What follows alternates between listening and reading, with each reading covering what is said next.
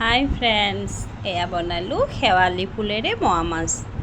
শেৱালি ফুলৰ মোৱা মাছৰ আঞ্জাখন কোনে কোনে খাই ক'বচোন। আমি ইফালে লয়াৰ আছামৰ ফালে কিন্তু এইখন আঞ্জা প্ৰায়ভাগ মানুহে খোৱা যায়। এয়া মই বস্তুখিনি জোগাৰ কৰি লৈছোঁ। শেৱালি ফুল লৈছোঁ আৰু সৰু সৰু মোৱা মাছ কেইটামান লৈ লৈছোঁ।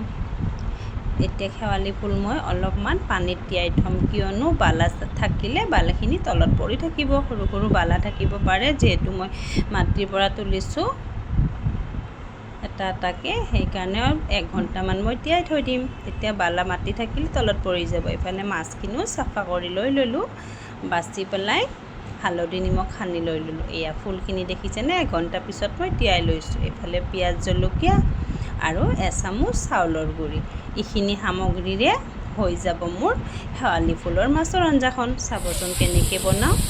মাছখিনি প্ৰথমতে তেলত অকণমান ভাজি লওঁ,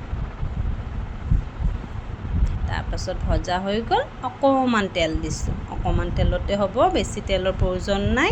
তাতে আকৌ পিঁয়াজখিনি আৰু কেঁচা জলকীয়াটো দি পেলাই অকণমান ভাজি ল'লোঁ। লৈ পেলাই এয়া শেৱালি ফুলখিনি দি দিলোঁ। এয়া দি দিলোঁ নিমখ।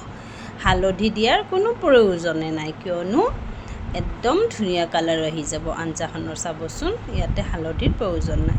এই যে বটন মানে চাউলৰ গুড়াখিনি যে মই পানীৰে মিহলাই এটা পেষ্ট বনাই ল'লোঁ।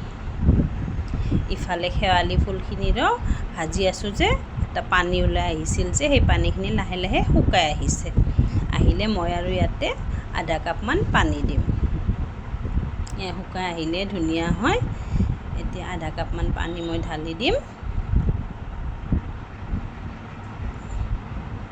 দেখিছে, এনে দেখাত বগা দেখিছে, চাব কালাৰটো এতিয়াই ধুনীয়া হৈ আহিব। দেখিছে, এতিয়া মই ঢাকন দি 2-এটা উতলাম। এয়া উতল আহি গৈছে। এতিয়া মই মাছকেইটা দি দিম। ভাজি থোৱা মাছখিনি যে আছিল সেইখিনি দি দিলোঁ।